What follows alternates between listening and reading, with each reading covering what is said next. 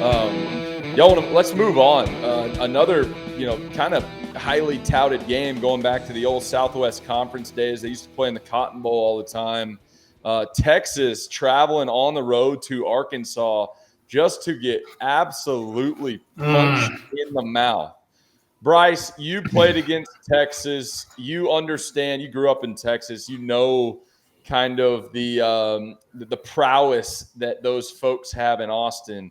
What are your thoughts on that game all the way around, getting just shoved around for 60 minutes?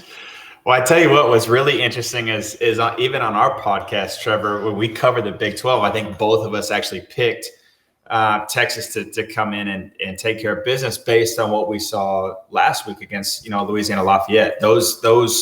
That team and then what we saw tonight, I thought were two totally different teams. And whether or not they walked into a situation where Arkansas sitting there saying, hey, welcome to the SEC, or it was a situation where Texas was just sleeping, who knows? But, I mean, they got 300 yards ran on them, and that was like with 10 minutes left in the fourth quarter. What's really interesting about that is what Kendall Briles, Sam Pittman, and those guys are building, in Fayetteville is really interesting because and for those of you out there who don't know, but Kendall Briles was the OC at Baylor when I was there. We loved running the ball.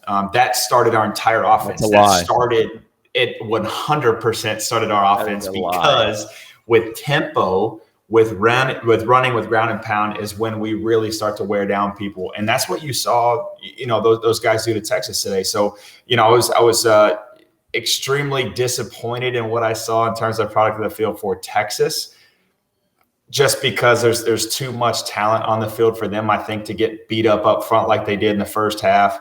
And then really in the second half is when they really got it. They just look like loss of identity, right? I mean, I think it's kind of what we keep talking about, throughout these first couple of weeks, because it will take weeks to figure out something that Bill Belichick, I think is just a really cool quote that he always talks about is he doesn't know who his team is until week 12, 13, and 14 of the season. And if you think about it, there's only a couple of games left until they're in the playoffs, right? But that identity needs to start kind of coming out in Austin. To you guys' point before, circulating coaches isn't going to help that. They got to figure out who they are internally. Hats off to the offense in Fayetteville. Hats off to Coach KB. What I saw was complete domination on both sides of the football. Absolutely. Welcome back, George. Oh, now we don't. Now we don't have speaker. You're gonna figure it out at some point. It'll happen. You're gonna learn today.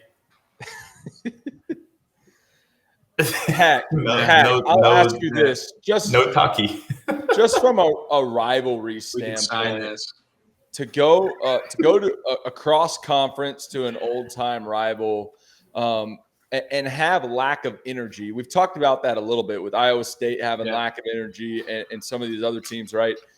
Texas, to me, just had a complete lack of energy. Is that, from an energy standpoint, a cultural standpoint, is that something that, hey, we just showed up and it was one of those kind of nightmare days and it just wasn't rolling for us?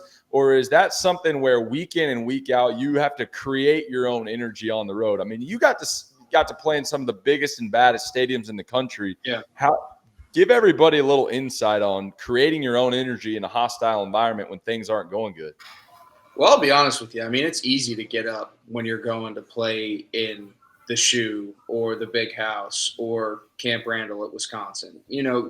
There's going to be energy. It may be negative energy, but at the end of the day, football teams and football players feed off of any energy. It's hard when you go into a Purdue or an Illinois where there's 7 people in the stands and you're kind of looking around like, hey man, are we playing football here? Or is this an inter squad scrimmage or cross team practice? So that's one thing that I said. For me, I think you guys touched on all the great points. Texas has had so much turnover from an administrative standpoint and a philosophy standpoint and a culture within that locker room. It's hard. I thought riding the wave from week 1 with how they played, yes, there was a little bit of an expectation for them to be able to go out there and win that game last week. And obviously you have an SEC team in Arkansas showing up this week. But it's just, I think they're still trying to find that consistency and that identity. internally, and it's not going to be an easy road. So we'll really see, I think, to the one thing Bryce pointed out is, in the NFL, it's week 12, week 13. But, here, first year in the system under Sark, we'll see what happens moving forward into week 4, 5, 6, 7, 8. And if they can really get things turned around, and they need to be able to define what's a win for them this year in terms of the season. Is it a bowl game? Is it a New Year's Six bowl? Whatever it may be. And start tracking for the 2, 3, and realistically 4-year plan when they're going to be playing in the SEC. Absolutely. Trevor, real quick, let me ask you this, buddy. So we saw a QB change tonight. Mm-hmm. What do you think about that QB change? Is that something that Sark is just, hey, we needed to change your pace? Do you think that that's something that, we've seen what we got, out of Thompson last year. New coach comes in. Doesn't matter, it's every man for himself. There's a QB competition. He goes with Hudson Card, and now we're back to Thompson. What do you think about that one?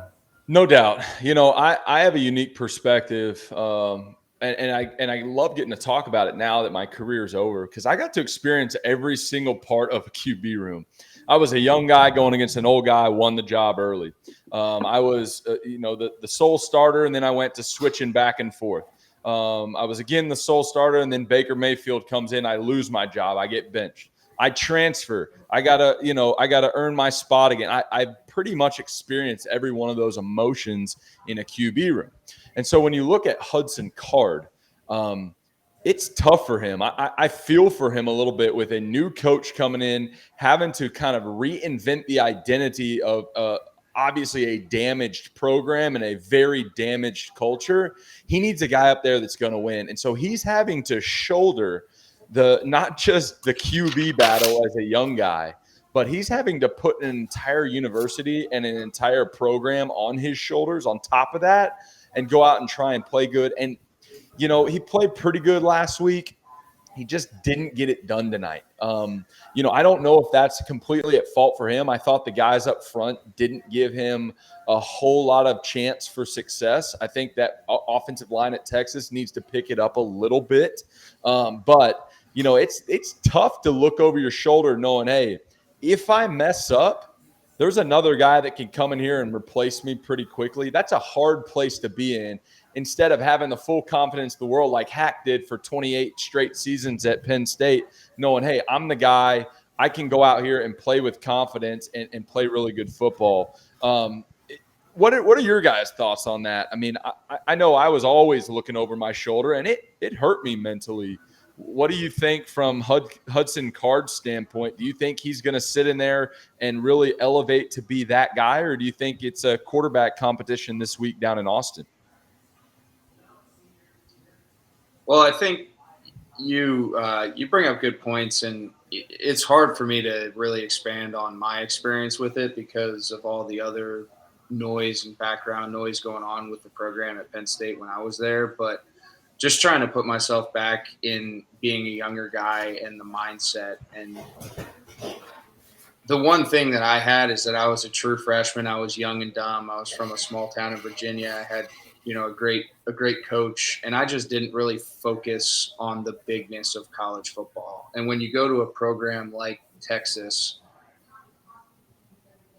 Penn State's big and all that, but Texas is massive, and the amount of funding and the alumni base and the expectations when you walk in there. And just before you go on, Hudson Card grew up right down the road. He's an Austin kid. He went to Lake Travis, followed up Garrett Gilbert and Baker and Charlie Brewer and all these guys. So to your point, he was on the big stage. So keep going.